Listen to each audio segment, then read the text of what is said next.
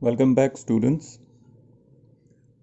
So, as we are about to finish the chapter, but before we are going further, let's get a little recap of what our chapter, Grandfather and the Python, we came across in the previous classes. The first thing was that grandfather he got a python from a snake charmer, a young python, and he got it from the snake charmer for 6 rupees, and which was a 4 feet long, and he was carrying it back to his home on his neck, and seeing that, grandmother was very much shocked. She was frightened, and she was requesting and ordering as well as to grandfather to return the python back to that person from whom he bought. And his attempt looking for the snake charmer to return the python was in vain, as he couldn't find the man, that means the snake charmer, back in the market. So in the meantime, the arrival of Aunt Mabel as well as her encounter with the python made her changes of schedule of staying in grandparents' home, which he made up very short, which was about to be for 3 weeks. But on knowing about the python, she had to change the plan of staying any farther there in grandparents' home. So now the python keep on popping out there in the home and the campus in intervals, which made the entire members of that family quite frightened, because the indefinite appearance of the python could lead the entire members to any unknown upcoming danger.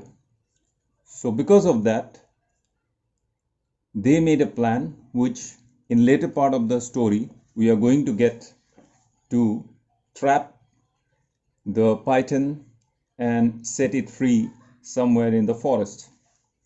So let's begin from the paragraph which we have finished.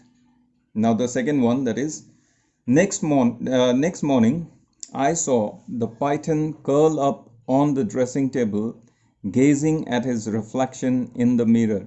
As we already come to know that the python was very much into staring itself there in the mirror. That means the python was quite fanciful. It was quite imaginative about its own beauty whenever the python come across any kind of mirror.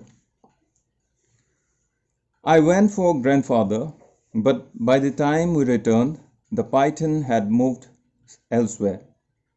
So soon after seeing that python in front of the dressing table, the narrator, he made up his mind to go to the grandfather and informed about the appearance of the python there in front of the dressing table. But by the time they get back, the python had already moved somewhere else. A little later, he was seen in the garden again. Then he was back on the dressing table, admiring himself in the mirror. So we are very sure now that the python was totally admiring itself, the reflection that it appears in the mirror, and because of that it keeps on coming to the dressing table again and again after some frequent intervals. Evidently, he had become enamored of his own reflection. As I told you, he was in love. Enamored means he was in love, he fall in love with his own appearance. Grandfather observed that perhaps the attention he was receiving from everyone had made him a little conceited. So, grandfather he observed and he made a remark that this little python it become conceited, that means it become fanciful, it become imaginative. It's because the attention that he was getting from each and every member of the family. It's obvious that if you are going to get a python, if you are going to see a python or any kind of snake at your home, then suddenly we used to lose ourselves. We are panic stricken, we are scared, we want the serpent to move out. Whatever it is, we just want that kind of danger to be out from us. So the same way, the same thing, the same condition, the same situation, it happened there in grandparents' home. Well, now we know his weakness, said grandfather. So the weakness which grandfather is stating here is about the python's weakness, that staring itself, gazing itself, its own reflection there in the mirror. So that was, according to the grandfather, was the weakness of the python. Are you trying to be funny too? Demanded grandmother, looking her most threatening. Now, grandmother, she is very much scared, she is worried. So, when grandfather remarked it in that way, so to that, grandmother was very much angry and she demanded grandfather, that don't try to be too funny about this danger. Whatever it is very much threatening to us. So whatever it is, we need to get rid of this danger. So in that, grandfather, he quickly said, I only meant he was becoming very vain, said grandfather hastily. It should be easier to catch him now. So grandfather, he very quickly on reply to grandmother, he said that, I mean, he is getting very much proud, very vain. That means the python is getting very proud of what? Of its own reflection there in the mirror. And now it will be easy for us to catch the python and set it free somewhere in the jungle. So he set about preparing a large cage with a mirror at one end. In the cage, he left a juicy chicken and various other delicacies and fitted up the opening with a trapdoor. Aunt Mabel had already left by the time we had this trap ready, but we had to go on with the project because we couldn't have the python prowling about the house indefinitely. So, when the narrator's grandfather and the other person, that means the gardener, they were all ready in preparing a large cage with fixing a mirror inside the cage. So they put some juicy chicken and other delicacies, that means which the python can eat, and they fixed one trapdoor and they left the trapdoor open of the cage. In the meantime, Aunt Mabel, she already left the grandparents' home and they were fixed on with the project. Project means fixing the cage to trap the python who was prowling about the house indefinitely. Means the python was moving here and there very carefully in the house so that nobody will able to see it. For a few days nothing happened, and then as I was leaving for school one morning, I saw the python curled up in the cage. So the days were passing by, nothing happened. Nothing happened means the python was not in the cage. But one day suddenly what happened, when the narrator he was about to leave for his school, he noticed that the python was curled up in the cage, and he had eaten everything that was left out for him. That means the chicken and other delicacies, other any kind of things, stuff which they left there in the cage for the python. Now, what the python was doing there? The python was curling up. The python curled up in the cage. He had eaten everything left out for him, and it was relaxing in front of the mirror with something resembling a smile on his face. Now, is it possible? Do you think? Can you imagine a python staring itself there in the mirror, having a smile on his face? Is it possible?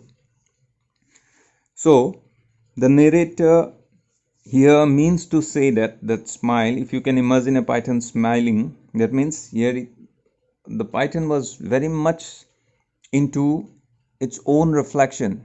As earlier we got to know that the python was in love with its own reflection. So here the same thing it happened. So quickly what the narrator did, I lowered the trapdoor gently. That means he lowered down the trapdoor of the cage.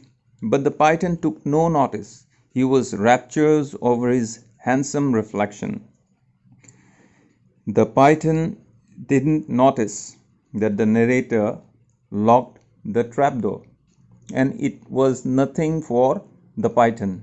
The python was the locking of the trapdoor by the narrator doesn't bother that much to the python. It didn't pay any attention. So, grandfather and the gardener put the cage in the pony trap and made a journey to the other side of the riverbed. So, as the trapdoor was locked by the narrator, grandfather and the gardener, they both carried the cage in a pony trap there and went there to the other side of the river where they can set the python free in the jungle. They left the cage in the jungle with the trapdoor open. Now, he made no attempt to get out, said grandfather later, as the python was admiring itself. So the python didn't want to move out of the cage. And I didn't have the heart to take the mirror away. It's the first time I have seen a snake fall in love. So grandfather, he said that he don't have that much of guts, he don't have that much of courage to take away the mirror from inside the cage. It's because the python was there.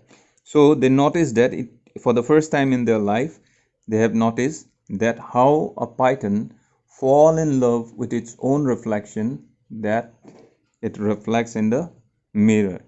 So this is all about the chapter by Ruskin Bond, Grandfather and the Python. So what I want you to do here, try to read the entire lesson at least twice continuously, and whatever sequence I have given you, the sequence of the events of this story which I gave you in previous classes, try to listen that again, and after that read the chapter at least twice. The word meanings it's given here, try to go through that, and don't forget to read about the author Ruskin Bond. And regarding the assignment and all I will give you there in the groups there in WhatsApp, and try to do page number 70, the word wall. Here in the bottom of this page you will see antonyms, it's given here. So the words, the antonyms, you will find it in the chapter itself. Try to find out the words, do it, and if you will find any kind of difficulty in doing this, then you can text me. I will help you out in finding out the antonyms of this given words, such as intolerant, indifferent, guilty, amusingly, friendly, humble. So you try, and if you are going to find any kind of problem, then you can inform me and I will let you do this. I will help you in doing it. In the next class, we will discuss about the next chapter, which I will inform you in the group itself. But before that, we must be sure that we are totally done with this chapter, grandfather and Python. Unless and until this chapter is finished, we are not going to proceed further. So I want you students to be very attentive and try to read the chapter a bit nicely, slowly, and try to understand it.